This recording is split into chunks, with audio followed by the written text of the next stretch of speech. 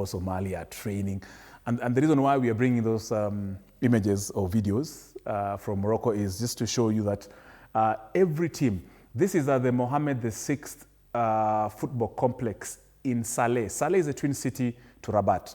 I'm speaking from experience because I've visited it. I've personally been on this pitch. It's this complex is like the home ground. It is the home ground for all national teams za Morocco. So you can imagine the senior team has their own field where they train. The under 18 have their own team. The under 15, both men and women, all of them have their specific fields where they train at the Mohammed VI football complex in Saleh. It's a complex. Yani it has a lot of fields, a lot of, things there, structures, hotels, nini. Everything. Goodness. Everything. I remember, that's why we have something in Kenya called Kandanda something.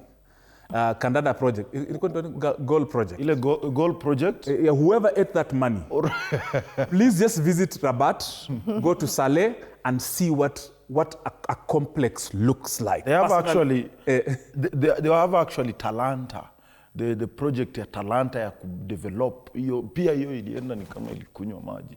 Na sasa pia the only Talanta pia ilikuwa remaining, pia wanataka kuibadilisha to another name. So, I mean, every Talanta hapa ni kama imekufa. So, let's also look at Mali training. The Morocco versus Mali game will be played tonight at 11 p.m. Kenyan time at the Prince Moulay Abdallah Stadium. And I'll request, of course, my director, yes, now we have those images of Mali training as well. And each team, again, we'll repeat this, each team has their own designated training field. They don't mix like in Kenya here, team A comes saa 8, ati team B comes saa 9, mind you, all other 22 teams are also training in their own facilities. Correct. Because we have Mali and Morocco ndio tumeonesha. Yes. But all the teams, all the others. So the 22 remaining are also, the Tanzanians, the Ugandans are also having their own facilities. Goodness. Oh. Yes, I just had to emphasize that, and I hope the right people are watching. Policy makers. Yeah, they have also been placed in, they have 5-star hotels. All the teams in Alala kwa 5-star hotels. All teams featuring in 2025 AFCON. And I know what 5-star hotels mean because I was in Rabat, the capital city. I was in a 5-star hotel in May when I was covering the infrastructure development. So I know what 5-star means.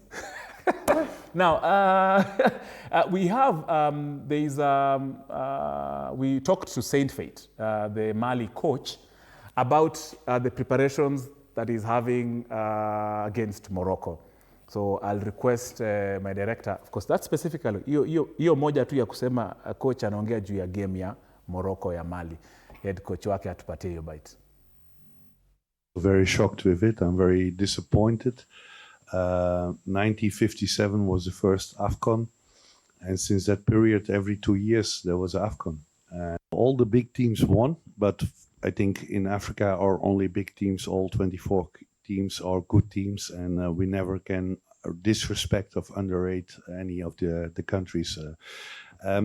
We have a good sign. Teams who become world champion or African champion lose in the first game points. And I prefer lose points in the first game instead of in the last game, because the last game could be the final. So, no worries. Tom Saintfiet is a very experienced coach, and especially in the African matters. Now, you know recently that the Confederation of African Football President announced major changes to the Africa Cup of Nations starting 2028. Now, AFCON, instead of 2 years, it will be happening after 4 years. Mali coach Tom Saintfiet is not having any of that. Listen to him.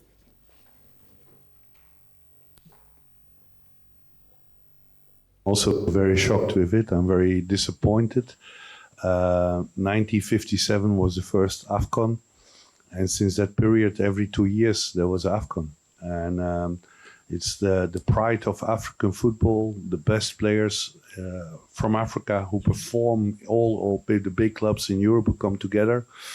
The celebrations of the fans, the honor and the glory of African football. And to take it away and to go into every 4 years, I could understand if it was a question from Africa, if it was a request for any reason needed by the African players, the African federations, or even CAF, but it's all instructed by the big people in UEFA, the big clubs from the 5 leagues in Europe, and also by FIFA. And that makes it so sad. We fight so long to get respected in Africa, African people to get respected, Africans with their own identity, and then to listen to Europe, to change your history, because this is a history from 67, 68 years, to change that only for a financial request from the pressure of clubs, who give as excuse the load for players, but to create a World Cup for club football teams with 40 teams, who create a Champions League with no champions. If you don't relegate in England, you play already Europa Cup football. Almost so stupid it is. If you want really to protect players, then you have to play Champions League with only champions and no one else.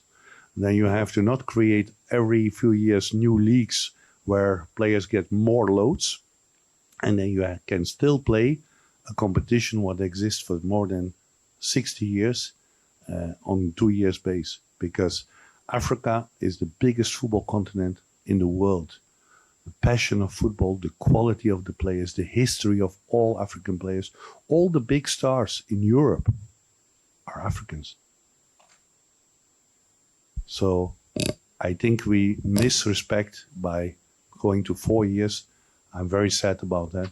I had hoped that the love for Africa would win above the pressure of Europe. Where?